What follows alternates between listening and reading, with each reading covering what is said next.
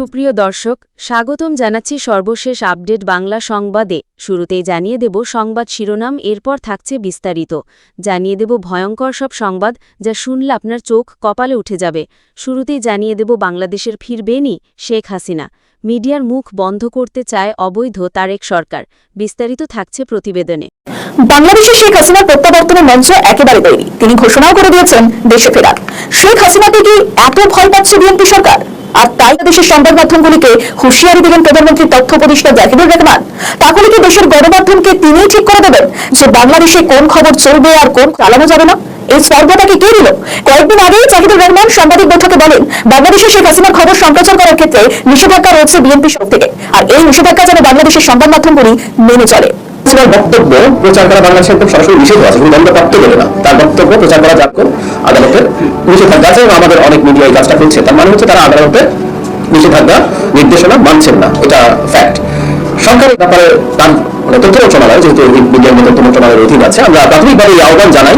এটা আমরা ফর্মালিও জানাবো, এটা কিন্তু কথা রয়েছে, তারা যেন এই কাজটা না করে। আমরা এটা নিয়ে খুবই কঠোর কোনো অবস্থান নিচ্ছি তা না, কিন্তু এটা আবার স্মরণ করিয়ে দিতে চাই। এবং আমি মনে করি যে আমাদের মিডিয়াগুলো আইন প্রতি শ্রদ্ধাবোধ করবে, শ্রদ্ধা দেখাবেন এবং তারা থেকে বিরত থাকবে। এই বক্তব্যে জাহিদুর রহমান আরো বলেন যে এই নিয়ে আমরা এখনই কিছু ভাবছি না, কিন্তু পরে এই নিয়ে পদক্ষেপের কথা ভাবা যেতে পারে। অর্থাৎ তিনি নাম না করে যে এরপর থেকে বাংলাদেশে শেখ হাসিনার যে কোনো বক্তব্য বা মতামত প্রচার করলে সংশ্লিষ্ট সংবাদ মাধ্যমের উপর কঠোর পদক্ষেপ করতে পারে বিএনপি সরকার। কিন্তু যে কোনো দেশের গণতন্ত্রের নিয়মিত নিরপেক্ষ খবর প্রচার করা আর শেখ হাসিনার সাক্ষাৎকার কোনো বাংলাদেশের সংবাদ মাধ্যমে দেননি, বরং ভারতেরই একটি গণমাধ্যমে বেরিয়েছিল এই সাক্ষাৎকার। তাই কি বিএনপি এত রাগ যে বাংলাদেশের সংবাদ মাধ্যমকে নিশানায় এনে এই কথা বললেন? ওয়াকিবহাল মহলের মতে শেখ হাসিনার খবর প্রচার না করলে কি বাংলাদেশের জনগণ তার কোনো বার্তা পাবে না? এমন ভাবলে তারেক সরকার মূর্খের সঙ্গে বাস করছেন। কোনোভাবেই বিশ্বের গণমাধ্যমকে এইভাবে ভয় দেখিয়ে কণ্ঠরোধ করা যায় না। সর্বাপেক্ষা শেখ হাসিনা বাংলাদেশের একজন তাই কোনোভাবেই একজন নাগরিককে এইভাবে হুমকি দেওয়া যায় না। যে পথে ইউনুস সরকার হেঁটেছে সেই পথেই হাঁটছে বিএনপি সরকার। অন্তর্বর্তী সরকারের আমলে ভয়ঙ্কর নির্যাতন করা সংবাদ মাধ্যমের কর্মীদের একাংশকে। দুর্নীতি বিরোধী বেসরকারি সংস্থা ট্রান্সপারেন্সি ইন্টারন্যাশনাল বাংলাদেশের টিআইবির পরিসংখ্যানে দাবি করা হয়েছিল, জুলাই অভ্যুত্থান পরবর্তী সময়ে সারা 496 জন সাংবাদিক হয়রানির শিকার হয়েছিলেন। তাদের মধ্যে 266 জনকে অভ্যুত্থান সংক্রান্ত হত্যা বা সহিংসতার মামলায় আসামি করা হয়েছে। অন্য একটি তথ্যের দাবি, 20 সালের এপ্রিল থেকে চলতি বছরের মার্চ পর্যন্ত এক বছরে দেশে 389 জন সাংবাদিক নির্যাতন বা হয়রানির শিকার হয়েছেন। 4 জন সাংবাদিকের মরদেহ উদ্ধার করা হয়েছিল। শৃঙ্খলা রক্ষাকারী বাহিনী এবং সন্ত্রাসীদের পাশাপাশি সাংবাদিকদের কম বেশি নির্যাতন করেছে বিএনপি, জামায়াত ইসলামী, জাতীয় নাগরিক পার্টি, জাতীয় পার্টি এবং বৈষম্য বিরোধী ছাত্র আন্দোলনের নেতাকর্মীরা। গণঅভ্যুত্থানের পর 2024 সালের 21 আগস্ট বিমানবন্দর থেকে 71 টেলিভিশনের সাবেক বার্তা প্রধান শাকিল আহমেদ এবং সাবেক প্রধান প্রতিবেদক উপস্থাপক ফরজদাকে আটক করে ঢাকা মহানগর পুলিশের গোয়েন্দা বিভাগ। 2024 সালের সেপ্টেম্বরে ময়মনসিংহের সীমান্ত এলাকা থেকে আটক হন 71 টেলিভিশনের সাবেক প্রধান সম্পাদক মোজাম্মেল এবং ভোরের কাগজের সম্পাদক শ্যামল দত্ত। পরে জেলায় গণঅভ্যুত্থানের সময় হওয়া কয়েকটি হত্যা মামলায় তাদের গ্রেপ্তার দেখানো হয়। ইউনূসের আমলে অপশাসন এবং অত্যাচার কিছুটা ঠিকই, তবে বাংলাদেশের সুশাসন প্রতিষ্ঠা করতে ব্যর্থ তারেক সরকার। আরও জানিয়ে দেব, ইউনূসের দুর্নীতি তদন্ত করবে বিএনপি সরকার, হাসিনার হুঙ্কারে আতঙ্কে তারেক। বিস্তারিত থাকছে প্রতিবেদনে। এসএসএফ নিরাপত্তা পাওয়া বাংলাদেশের প্রাক্তন প্রধান উপদেষ্টা মোহাম্মদ ইউনূস কি এবার ফাঁসতে চলেছেন? কারণ দেখা যাচ্ছে এতদিন তার বিরুদ্ধে অভিযোগ উঠেছিল, এবার বলা হচ্ছে নেওয়া হবে। কিছুদিন আগে স্বরাষ্ট্রমন্ত্রী সালাউদ্দিন আহমেদ সংসদে দাঁড়িয়ে সরব হয়েছিলেন। এবার অ্যাকশন নেওয়ার কথা বললেন প্রধানমন্ত্রী তারেক রহমানের তথ্য সম্প্রচার উপদেষ্টা জাহিদুর রহমান। তাহলে কি ইউনূসের শেষ জীবন কারাগারে? সংসদে দাঁড়িয়ে স্বরাষ্ট্রমন্ত্রী সালাউদ্দিন আহমেদ বলছেন, সবথেকে বেশি দুর্নীতি হয়েছে অন্তর্বর্তী সরকারের আমলে, সেটা তদন্ত হওয়া উচিত। জাতীয় সংসদে 2027 অর্থ বছরের বাজেটের উপর আলোচনায় অংশ নিয়ে তিনি এই মন্তব্য করেন। স্বরাষ্ট্রমন্ত্রী বলেছেন, অন্তর্বর্তী সরকারের 1.5 বছরের একটি অস্থির সময় ছিল যমুনার আর যমুনার কিনারা মিলিয়ে। কিন্তু বলেন যে টিআইবির প্রতিবেদন অনুযায়ী সর্বোচ্চ দুর্নীতি হয়েছে অন্তর্বর্তী সরকারের সময়। কি বলেছিলেন স্বরাষ্ট্রমন্ত্রী সালাউদ্দিন সংসদে দাঁড়িয়ে? শুনুন। আমি মাননীয় প্রধানমন্ত্রীকে অনুরোধ করছি, আজকে ইন্টারিম গভর্নমেন্টের 18 মাসের সকল কিছুর জন্য আপনি দুর্নীতি কমিশনকে নির্দেশ করুন। করাপশন কোথায় হয়েছে, কিভাবে হয়েছে, কারা করেছে, সবকিছু ফাইন্ড আউট হোক। কারণ ভিত্তি হচ্ছে টিআইবি। গত কয়েকদিন দিয়েছে, আপনারা পত্রিকা শুনেছেন, সর্বোচ্চ দুর্নীতি হয়েছে ইন্টারিম গভর্নমেন্টের সময়ে। সেই দুর্নীতির আমি বলছিলাম, পত্রিকাটা এখন আমার কাছে নেই, সবাই নিশ্চয় শুনলেন তো মোহাম্মদ ইউনূসের সরকারের বিরুদ্ধে কিভাবে তেড়ে ফুঁড়ে উঠেছেন সালাউদ্দিন আহমেদ। এবার সাংবাদিক সম্মেলনে প্রশ্নের জবাবে মোহাম্মদ ইউনূস সরকারের বিরুদ্ধে সরব হলেন। তিনি বলেন, দুর্নীতির দায় শুধু রাজনৈতিক সরকারের নয়, রাষ্ট্রের স্থায়ী অংশেরও অর্থাৎ প্রজাতন্ত্রের কর্মচারীদেরও রয়েছে। সরকার চায় অতীত এবং বর্তমানের দুর্নীতির অভিযোগ সমানভাবে তদন্তের আওতায় আসুক। অন্তর্বর্তীকালীন সরকারের সময় সেবা খাতে 12,000 কোটি টাকার বেশি দুর্নীতি হয়েছে বলে সম্প্রতি ট্রান্সপারেন্সি ইন্টারন্যাশনাল একটি জরিপে এই তথ্য এসেছে। সেই বিষয়ে সরকারের পদক্ষেপ জানতে চাইলেই মন্তব্য করেন তিনি বলেন 12,000 কোটি টাকা দুর্নীতিতে রাষ্ট্রীয় কর্মচারী বা উপদেষ্টারা থাকতে পারে, এখন দুদক আদতে কোনো পদক্ষেপ করে কিনা সেটাই দেখার। যদি সত্যি সরকার বা প্রশাসন এবং তদন্তকারী সংস্থা দুদক যদি উঠে চালায়, সেক্ষেত্রে বিপদে পড়বে গোটা অন্তর্বর্তীকালীন সরকার। তার মধ্যে নাহিদ ইসলাম থেকে শুরু করে হাসনাত আব্দুল্লাহ, সাজ্জু সালাম, নাসরুদ্দিন পাটোয়ারি প্রত্যেকে পাশাপাশি রাষ্ট্রীয় সরকারি কর্মচারী হতে পারেন। তারা যদি প্রমাণিত হন তারাও বিপদে পড়বেন। কিন্তু এখন প্রশ্ন, এটা বিএনপি করবে নাকি পুরোটাই আইওয়াশ? কারণ এখন সরকার এবং বিরোধী পক্ষ আওয়ামী লীগকে প্রতিহত করতে চায় তারা। সেই জায়গায় দাঁড়িয়ে সরকার এবং বিরোধী পক্ষ প্রায় এক হয়ে গিয়েছে। জামাত এবং এনসিপি বিএনপির বিরুদ্ধে পথে নামবে বলেও এখনো কি নামেনি। এদিকে সরকারের বয়স প্রায় 4.5 মাস, ফলে বিএনপি সরকারের দোসর এনসিপি নেতাদের বিরুদ্ধে আদৌ কোনো তদন্ত চলবে কিনা তা নিয়ে সন্দিহান রয়েছে। এদিকে স্বরাষ্ট্রমন্ত্রী এবং তথ্য সম্প্রচার উপদেষ্টা যখন এই নিয়ে সরব হলেন, তখন দেখার বিএনপি সরকার বা প্রশাসন কোনো পদক্ষেপ করে কিনা। আওয়ামী লীগকে আর কতদিন ঠেকিয়ে রাখা যাবে? আর কতদিন ধরে অত্যাচার হবে আওয়ামী লীগের উপরে? এবার এইসবের ধরে ধরে বিচার হবে। কারণ বাংলাদেশে ফিরছেন শেখ হাসিনা। দীর্ঘ 2 বছর পরে ভারতে বাংলাদেশে ফিরবেন শেখ হাসিনা। ভারতের এক নামী সংবাদ মাধ্যমকে এই সাক্ষাৎকারে এমনটাই জানিয়েছেন তিনি। বাংলাদেশ শেখ হাসিনাকে ছাড়া অসম্পূর্ণ, শেখ হাসিনা ছাড়া পায়। তাই পদ্মাপাড়ের সমস্ত মানুষদের জন্যই শেখ হাসিনা প্রত্যাবর্তন দরকার। তিনি বাংলাদেশে নতুন ভোর আনবেন, সুশাসন আনবেন, সরকারের অপদার্থতা ঘুচিয়ে নতুন সূর্যোদয় আনতে পারেন শেখ হাসিনাই, এমনটাই কিন্তু মত। কিন্তু এর সঙ্গে সঙ্গে আরো একটা প্রশ্ন বাংলাদেশে অন্দরে উঁকি দিচ্ছে, আর তা হলো শেখ হাসিনা বাংলাদেশে ফিরে এলে আওয়ামী লীগের জ্বালা জুড়বে, সন্দেহ হয়নি। কিন্তু সেই আওয়ামী লীগে যদি বাংলাদেশ জুড়ে আগুন জ্বালিয়ে দেয়, তখন কি হবে? সেই আগুনকে কি করে নেভাবে তারেক সরকার? রাজনৈতিক বিশ্লেষকদের একাংশের মতে বাংলাদেশের শেখ হাসিনা প্রতি সরকারের দখল হাসিনাই নিতে চাইবেন।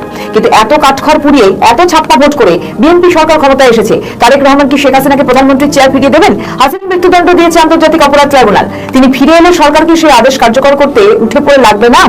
তাই যদি হয়, তাহলে শেখ হাসিনা মৃত্যুদণ্ডাদেশ মাথায় নিতে যাবেন কেন? হাসিনার বাংলাদেশে ফেরার ঘোষণা দিনক্ষণ পাকা করে ফেলা, এসবই আসলে গিমিক, রাজনীতির পালে হাওয়া দেওয়া। কারণ শেখ হাসিনা খুব ভালো করে জানেন যে তার মতো নৈতিক ব্যক্তিত্ব যা ঘোষণা করবেন সেটাই খবর, আর বাংলাদেশে সেটাই হয়ে যাবে হট কেক, হুহু করে বিক্রি হবে সেই খবর। চ্যানেলে চ্যানেলে ব্রেকিং নিউজ হয়ে যাবে মুহূর্তে, যতই গিমিক হোক না কেন। এখানেই চাল হাসিনার, তিনি না এসে এমন ভাবে খবর ভাসিয়ে দিলেন যাতে বাংলাদেশে ফের তোলপাড় শুরু হয়ে যায়। আর হলো তাই। মনে রাখা দরকার, আওয়ামী লীগকে প্রায় করে রাখা হয়েছে। তারা এখন আহত বাঘের মতো। শেখ হাসিনার বাংলাদেশে ফিরে আসা মানে আহত বাঘের নতুন করে জেগে ওঠা। তার সামনে কেউ পড়লে খতম। প্রাক্তকে পাশে পেয়ে তখন নতুন উদ্যমে গর্জে উঠবে আওয়ামী লীগ। বাংলাদেশ জুড়ে তখন খুন খারাপি মার দাঙ্গা বাঁধিয়ে দিলে তারেক সরকার কি করবে? কত সেনা নামাবে? বিএনপি এনসা করতে আওয়ামী লীগের বেশি সময় লাগবে না। এখন যে প্রতিরোধ সরকার করছে সেটা তাসের ঘরের মতো ভেঙে পড়বে। তখন কোথায় পালাবে বিএনপি? গত 2 বছর ধরে নিষিদ্ধ করে রাখার প্রতিশোধ আওয়ামী গন্ডায় নেবে। তাতে বাংলাদেশে নতুন করে গণ অভ্যুত্থান হলেও অবাক হওয়ার কিছুই থাকবে না। তাই সরকার কি চাইবে? আওয়ামী লীগের হাতে তাদের কর্মীরা হোক। আওয়ামী লীগের তাণ্ডব যে কি হতে পারে সেটা কি সরকার আন্দাজ করেছে কখনো? একবার পরিস্থিতি তারেকের হাত থেকে বেরিয়ে গেলে আসনে আসবে না। তাই তাণ্ডবলীলা থেকে অনেক ভালো উপর থেকে হাওয়া গরম করে রাখা। আরও জানিয়ে দেব, দায়মুক্তি থাকবে না, অপরাধীরা আইনের আওতায় আসবেই। প্রতিহিংসা নয়, আওয়ামী লীগ ন্যায় বিচারের মাধ্যমেই অপরাধীদের শাস্তি দেবে। ও সোনা হাসিনার বিস্তারিত থাকছে প্রতিবেদনে। বিচার চাইবেন কোথায়? আইন আদালত আছে, সব ধ্বংস হয়েছে। মিথ্যা মামলা দিয়ে শাস্তিও দিয়ে দেয়। ঘরে ঘরে তো নির্যাতিতা মহিলাদের কান্না, তাদের এই গুমড়ে গুমড়ে কান্না, এই অভিশাপের থেকে ওরা কোনোদিন মুক্তি পাবে না। আর এই দায় মুক্তি যুক্তি কিছু থাকবে না। সবাই দোয়া করেন, আল্লাহ সময় দেবে। আর প্রত্যেকটা অন্যায়ের হিসাব হবে, সকল বিচার হবে। বিচার করব, ওদের মতো এই ফালতু বিচার করব না। শুধু মানুষকে হয়রানি করার জন্য বা মানুষের সুনাম করার জন্য যে বিচার, ওই বিচার না। যে বিচার আমরা করেছি, যাতে হত্যার বিচার করেছি, যুদ্ধ অপরাধীদের বিচার করেছি, হ্যাঁ আমি করেছি, এটা আমার অপরাধ না। যারা আপনজন হারিয়েছে তাদের ন্যায় বিচার পাইয়ে দিয়েছে। বিচারহীনতা থেকে বাংলাদেশকে রক্ষা করেছিলাম, আবার সেই বিচারহীনতা চলছে। আওয়ামী লীগের অগণিত নেতাকর্মীদের ঘর বাড়ি ব্যবসাপত্র সব ধ্বংস করে দিয়েছে। তো একটা আওয়ামী লীগের নেতাকে যখন অর্থনৈতিকভাবে পঙ্গু করে দেয়, সেই সাথে তার সাথে যারা কাজ করতো বা খামারে কাজ করতো, ইন্ডাস্ট্রিতে কাজ করতো বা খেতে কাজ করতো, তাদের কি দোকানে কাজ করতো, তারাও তো বেকার হয়ে গেল। আমার সময় মাত্র 3% ছিল বেকার, কবিজে পরে বেড়ে 5% হয়েছিল। আর এখন তরুণ সমাজের কর্মসংস্থান ব্যবস্থা নেই, চুরি ডাকাতি করেই খেতে হচ্ছে সবাইকে, কারণ কাজ নেই। কোনো মানুষের জীবনের নিরাপত্তা নেই। এভাবে একটা দেশ চলতে পারে না। এত অত্যাচার, নির্যাতন, একেবারে হিসাব। আর কিভাবে বিএনপি নেতারা বলে যে আওয়ামী লীগ নাকি রাজনৈতিক দল? না, ওরা রাজনীতির কি বোঝে? ওদের নেতা জিয়াউর রহমান তো একদিকে ক্ষমতা দখল করেছে সংগ্রহ করে, আর্মি রুলস অ্যাক্ট সেগুলিও ভঙ্গ করেছে, নিজেকে নিজে রাষ্ট্রপতি ঘোষণা দিয়েছে, নিজেই সব করেছে। এই অবৈধভাবে ক্ষমতা আসা, অবৈধভাবে অর্থ উপার্জন করা, ক্ষমতা, এটাই ওদের অভ্যাস। তারা আওয়ামী লীগ সম্পর্কে কথা বলতে লজ্জা করে না ওদের? আমাদের মহান নেতা, জাতির পিতা বঙ্গবন্ধু শেখ মুজিবুর রহমানের নেতৃত্বে এই দেশ স্বাধীন হয়েছে। এই আওয়ামী লীগ সংগঠন তিনি হাতে তুলে গড়ে 1971 সালে মহান মুক্তিযুদ্ধে এই আওয়ামী লীগ নেতৃত্ব দিয়েছে, সরকার গঠন করেছে, যুদ্ধ পরিচালনা করেছে, বিজয় এনে দিয়েছে। আওয়ামী লীগ বাংলাদেশ স্বাধীন করেছে বলেই না মেজর জেনারেল হচ্ছে। বাঙালিরা এত পদ পাচ্ছে। এরাও আজকে যে ক্ষমতা গেছে, বাংলাদেশটা আওয়ামী লীগ স্বাধীন করে দিয়েছে বলেই তো পেয়েছে। জাতির পিতা দেশটা যদি স্বাধীন না করতেন তাহলে কি এরা পেত না? কিন্তু তাদের প্রতি সহমর্মিতা জানাই, কারণ আমি আপনাদের মতো একজন স্বজন হারা বেদনা নিয়েই বেঁচে আছি, কিন্তু আপনাদের পাশে আছি। আর এবারও যখন আল্লাহ বাঁচিয়ে দিয়েছেন, এই অন্যায় প্রতিকার করব, এই কাজ, এই দায়িত্ব আমাকে আল্লাহ দিয়েছে বলে আমি বেঁচে আছি, এবং আমি বেঁচে আছি। আমি দেশের অন্যায় বিচার আমি করবো ইনশাল্লাহ। সেই সুযোগ আল্লাহ রাব্বুল আলামিন এবং বাংলাদেশের জনগণ দেবে। এদিকে শেখ হাসিনাকে ফেরাতে রাজপথে নামছে ছাত্রলীগ। শেখ হাসিনার ফাঁসির রায় বাতিলের দাবিতে বিক্ষোভ মিছিল। বিস্তারিত থাকছে প্রতিবেদনে।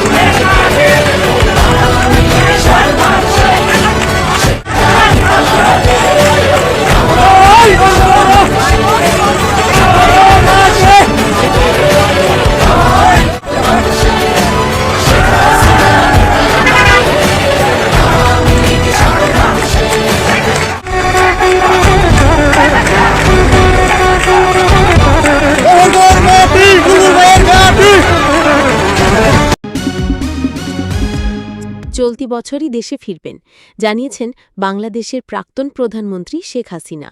আর তার এই ঘোষণার পরই সেই দেশে সক্রিয় হচ্ছে তার দল আওয়ামী লীগ। নিজেদের উপস্থিতি ও শক্তি প্রমাণ করতে বাংলাদেশ জুড়ে রাস্তায় নামছে দলটি। তাদের তরফে জানানো হচ্ছে, বুধবার দেশব্যাপী মিছিল ও মিটিংয়ের কর্মসূচি নেওয়া হয়েছে। মনে করা হচ্ছে লাখ লাখ মানুষের জমায়েত হতে পারে। আওয়ামী লীগের দাবি, শেখ হাসিনার বিরুদ্ধে আন্তর্জাতিক অপরাধ ট্রাইব্যুনাল যে রায় দিয়েছে তা অবৈধ। তারই প্রতিবাদে পথে নামবেন তারা। তবে মুজিবুর রহমানের দল একথা বললেও আন্তর্জাতিক বিশেষজ্ঞের দাবি, এই মিছিলের নেপথ্যে রয়েছে বাংলাদেশের সাম্প্রতিক ঘটনাপ্রবাহ।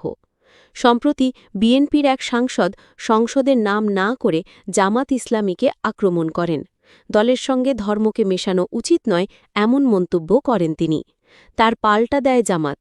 তারা বিএনপির উদ্দেশ্য নিয়ে প্রশ্ন তোলে, তাহলে কি আওয়ামী লীগকে বিরোধী শক্তি হিসেবে দেখতে চাইছে তারেক রহমানের দল? এই প্রশ্নও তোলে তারা। এই পরিস্থিতিতে বাংলাদেশে নিজেদের শক্তিশালী অবস্থান বোঝাতে চাইছেন শেখ হাসিনা।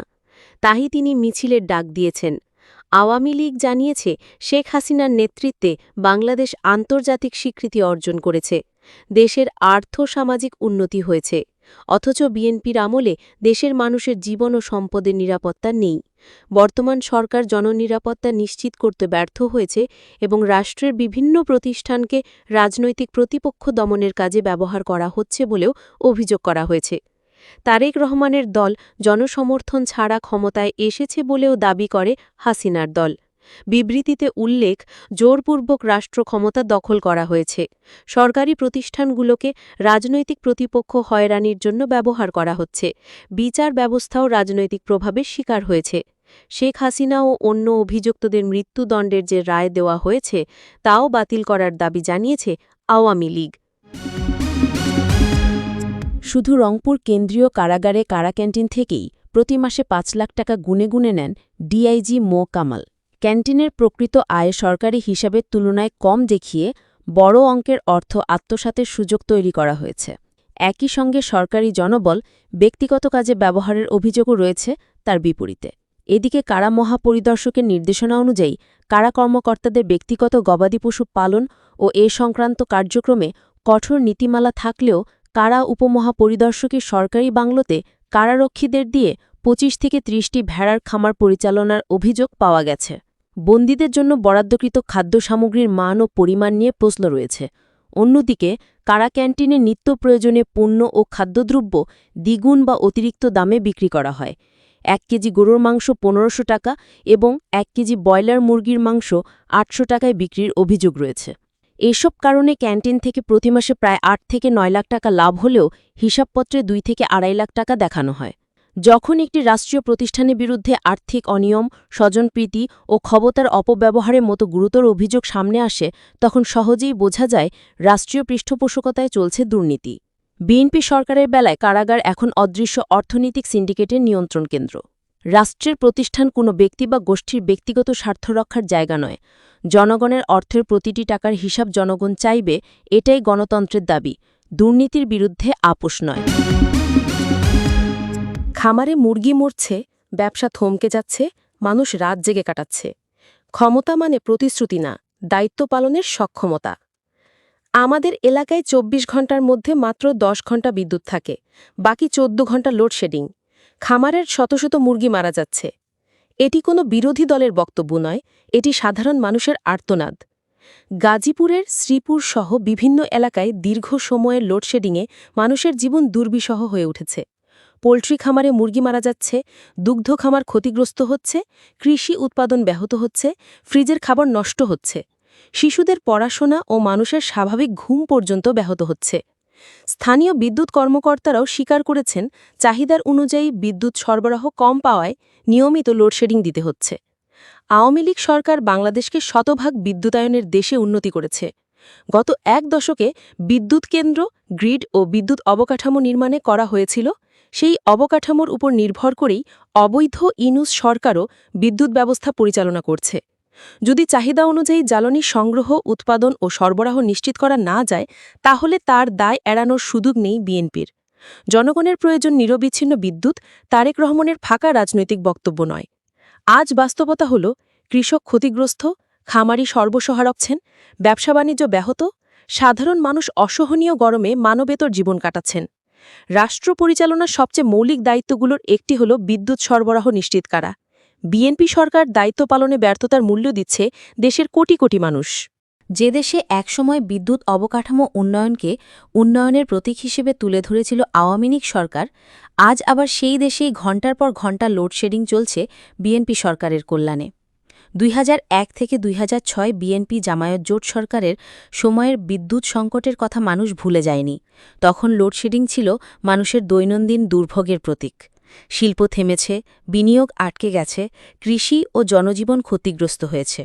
সেই সময় সমালোচনার বড় অংশই ছিল পরিকল্পনার ঘাটতি, উৎপাদন সংকট ও ব্যবস্থাপনা ব্যর্থতা নিয়ে। বিদ্যুৎ শুধু আলো না, অর্থনীতি, শিক্ষা, চিকিৎসা, শিল্প আর মানুষের স্বাভাবিক জীবনের ভিত্তি।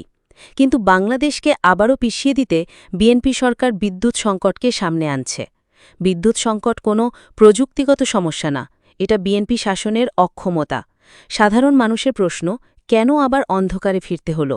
মানুষ বিদ্যুতের বিল দেয় সেবা পাওয়ার জন্যে, অন্ধকারে বসে বিএনপি সরকারের ব্যাখ্যা শোনার জন্য। বগুড়ার দুপচাঁচিয়া উপজেলায় জমি নিয়ে বিরোধের জেরে মারধরে আহত জামায়াতে ইসলামীর নেতা সম্রাট হোসেন বাপ্পা ৪১ বছর মারা গেছেন। তিনি দুপচাঁচিয়া সদর ইউনিয়ন জামাতে ইসলামীর যুব ও ক্রীড়া বিভাগের সহসভাপতি এবং ভেলুরচক গ্রামের বাসিন্দা ছিলেন। এই ঘটনায় পুলিশ নিহত ব্যক্তির চাচা বিএনপি নেতা আব্দুল করিম আকন্দকে গ্রেপ্তার করেছে। শনিবার ৪ জুলাই দিবাগত রাত ১২টার দিকে ঢাকায় চিকিৎসাধীন অবস্থায় সম্রাট হোসেন বাপ্পা মারা যান বলে নিশ্চিত করেছেন দুপচাঁচিয়া থানার ভারপ্রাপ্ত কর্মকর্তা ওসি তাজমিলুর রহমান। পুলিশ ও স্থানীয় সূত্রে জানা যায়, ভেলুর চট্টগ্রামের রফিক আকন্দ ও তার ছোট ভাই বিএনপি নেতা আব্দুল করিম আকন্দের মধ্যে দীর্ঘদিন ধরে জমি নিয়ে বিরোধ চলছিল। এর জেরে গত ২৫ জুন দুপুরে উভয় পক্ষের মধ্যে কথা কাটাকাটি হয়। এক পর্যায়ে আব্দুল করিম তার লোকজন নিয়ে বড় ভাই রফিক আকন্দের ওপর হামলা করেন বলে অভিযোগ পাওয়া যায়। এই সময় রফিক আকন্দকে বাঁচাতে তার ছেলে সম্রাট হোসেন বাপ্পা এগিয়ে গেলে তিনিও হামলার শিকার হন। এই ঘটনায় রফিক আকন্দ ও তার স্ত্রী জ্যোৎস্না বেগম ৬২ বছর আহত হন। আহত ব্যক্তিদের বগুড়া শহীদ জিয়াউর রহমান মেডিকেল কলেজ হাসপাতালে ভর্তি করা হয়। সম্রাটের অবস্থার অবনতি হলে পরে তাকে ঢাকায় স্থানান্তর করা হয়। সেখানে চিকিৎসাধীন অবস্থায় তিনি মারা যান। এই ঘটনায় সম্রাটের মা জ্যোৎস্না বেগম বাদী হয়ে ২৭ জুন দুপচাচিয়া থানায় বিএনপি নেতা আব্দুল করিম আকন্দ সহ ৮ জনের নাম উল্লেখ করে একটি মামলা করেন। এরপর ১ জুলাই রাতে জয়পুরহাটের আক্কেলপুর থানার দাঁড়ালকুল গ্রাম থেকে আব্দুল করিম আকন্দ ও তার স্ত্রী মিথিলাকে গ্রেপ্তার করে পুলিশ। ওসি তাজমিলুর রহমান বলেন, একই পরিবারের ২ ভাইয়ের মধ্যে রাজনৈতিক পরিচয় ভিন্ন, একজন বিএনপি, অন্যজন জামায়াত। জমি নিয়ে বিরোধের জেরে সংঘর্ষে একজন আহত হন এবং পরে চিকিৎসাধীন অবস্থায় তার মৃত্যু হয়। ঘটনার তদন্ত চলছে।